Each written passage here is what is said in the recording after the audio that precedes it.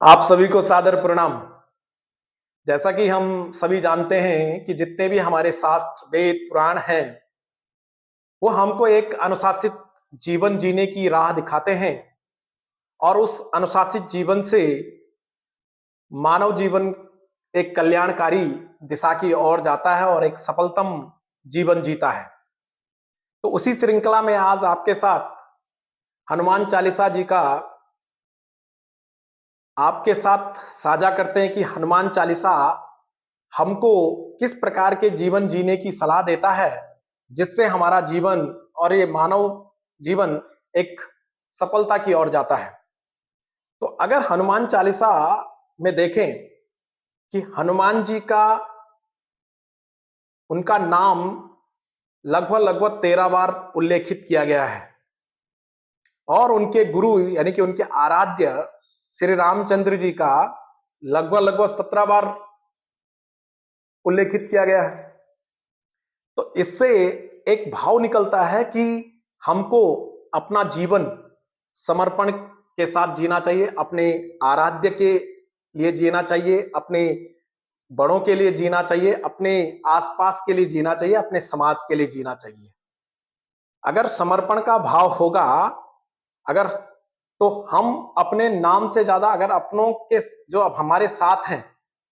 उनके लिए समर्पित कर देंगे तो हमारी सफलता का जो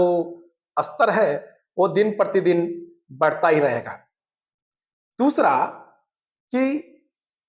हनुमान चालीसा में लिखा गया है कि बल बुद्धि विद्या देव मोई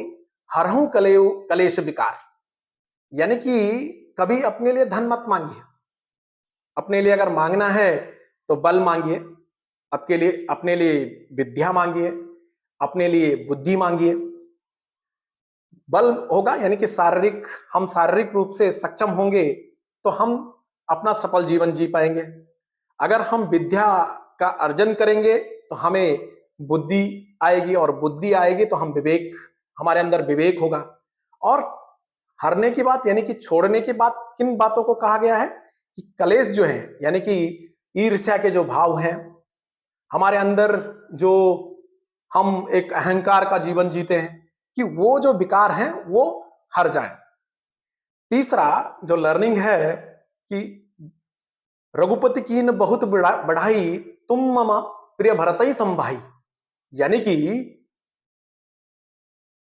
हनुमान जी के लिए कह रहे हैं कि तुम मेरे भरत के समान है। अगर हम पारिवारिक जीवन में देखें कि हम अगर अपना श्रेय और अपने द्वारा किए गए कार्यों का श्रेय अपने से छोटों या अपने से बड़ों को दे तो हमारा जीवन जीने का जो स्तर है वो और दिन प्रतिदिन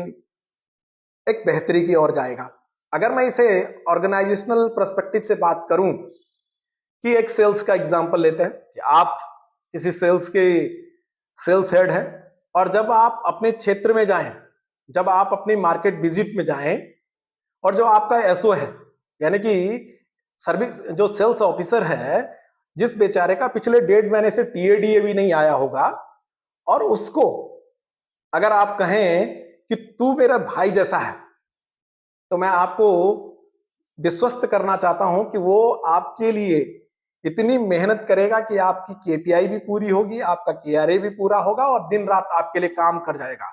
वो भूल जाएगा कि पिछले 1.5 महीने से मेरा टीएडीए नहीं आया और जो आया भी है वो एचआर और फिनांस ने थोड़ा बहुत काट दिया है। तो यानी कि अपने कार्य क्षेत्र में हो, चाहे अपने पारिवारिक क्षेत्र, पारिवारिक स्थिति में हो, अपना कार्य का श्रेय अपने जो साथ में जो लोग हैं उसको एक पारिवारिक रूप से एक अपनत्व के भाव से उसको देखिए। तो आज ये 3 लर्निंग जो हनुमान चालीसा जी से मिली है और जो ये मेरा खुद का मानना है जितना मैंने अर्जित कर पाया हूं, अगर आपके इसमें कुछ विचार हो तो आप भी कमेंट के माध्यम से हमारे साथ साझा कर सकते हैं। और कल से नवदुर्गा और नववर्ष की शुरुआत हो रही है, तो आप सभी को नववर्ष की हार्दिक मंगलमय शुभकामना, आपके उज्जवल भविष्य और स्वस्थ जीवन की कामना करता हूं। सादर प्रणाम।